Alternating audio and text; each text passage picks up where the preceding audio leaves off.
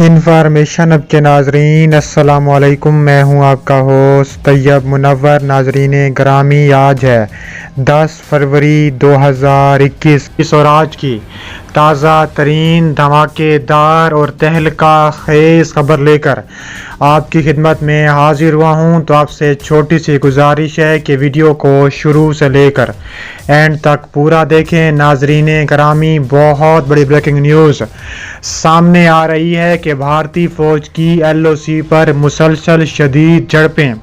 پاکستان نے بھارت پر anti year craft guns چلا دیں، بھارت کی متعدد پورٹس تباہ کر دیں، ساتھ ہی متعدد بھارتی فوجی جہنم واصل کر دیے۔ پوری دنیا میں جنگی وارننگ جاری کر دی گئی۔ ویڈیو کی تفصیلات میں جانے سے قبل اگر آپ پاکستان سے محبت اور پاکستان کو سپورٹ کرتے ہیں تو ہماری ویڈیو کو ایک لائک ضرور کریں اور ہمارے چینل کو سبسکرائب کر کے بیل آئیکن پر کلک کر دیں۔ ناظرین گرامی، بہت بڑی بریکنگ نیوز سامنے آ رہی ہے کہ بھارتی فوج نے لائن آف کنٹرول کے نزدیکی دیوا سیکٹر میں سیز فائر کی خلاف ورزی کرتے ہوئے بلا اشتعال فائرنگ کی ہے، جس کے نتیجے میں پاکستانی فوج کا سپاہی نبیل لیاقت شہید ہو گیا۔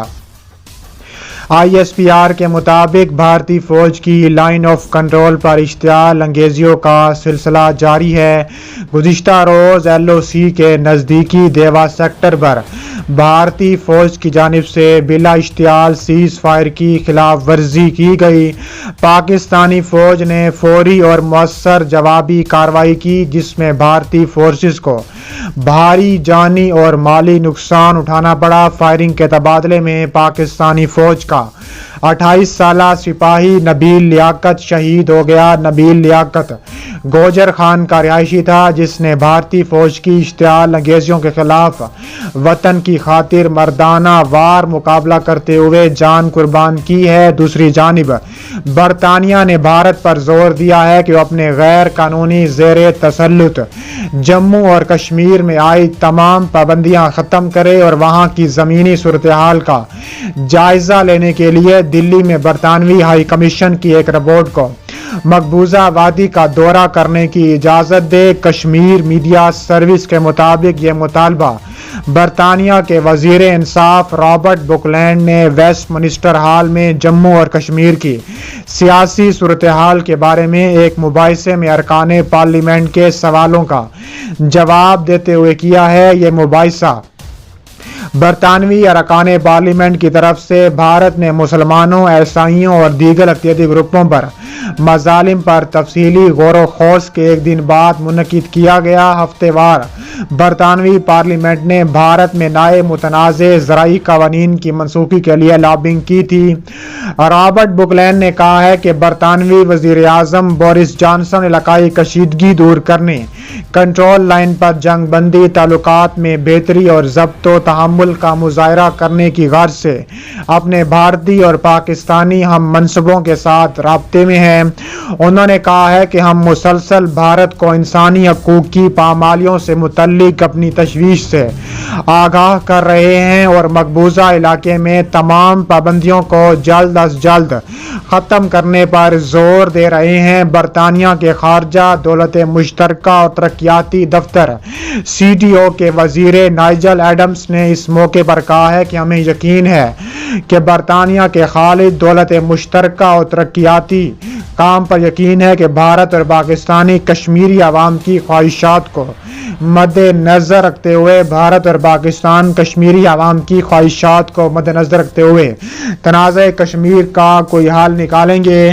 اس کے علاوہ انہوں نے کہا ہے کہ پاکستانی فوج کا بھرپور جوابی کارروائی دیکھنے میں آ رہی ہے۔ پاکستانی فوج نے اپنا اینٹی ایئر کرافٹ گنز چلا دیں، جس کے نتیجے میں بھارت کے متعدد پورٹ سمیت 29 سے زیادہ فوجی جہنم واصل ہو گئے ہیں۔ اینٹی ایئر کرافٹ گن गन्स की तैयारी जहाज़ों के जंग में इस्तेमाल होने के साथ ही शुरू हो गई थी। इन गन्स को जहाज़ों के खिलाफ इंतहाई मुअस्सर ज़मीनी हथियार माना जाता था। जंगी नुक्ता नज़र से ये गन्स ज़मीनी दुश्मन पर भी भारी पड़ती थीं। इब्तदाई तौर पर इन गन्स को बहरी जहाज़ों पर फ़ज़ाई दिफा के लिए इस्तेमाल किया गया। बाद में बराबर मैदान जंग में भी उनका वसी इस्तेमाल किए जाने लगा। ये त्यारा शुकन गन्ने सिर्फ निचली परवाजें करती हैं, जहाज़ों पर ही वार करती थीं। जहाज़ जब हमला करने के लिए गोता खाता तब उन गन्नों के दहाने खोल दिए जाते थे। इन मशीन गन्नों का फायरिंग रेट ज़्यादा होने के सबब हमला आवर जहाज़ का बचना बहुत मुश्किल होता था। पाकिस्तान आर्मी की एंटी एयरक्राफ्ट गन्नों ने 1965 में भी भारत के 40 लड़ाका हथियारे मार गिराए थे, लेकिन मिसाइल एयर डिफेंस के आने के बाद इस हथियार की अहमियत बहुत कम हो गई थी।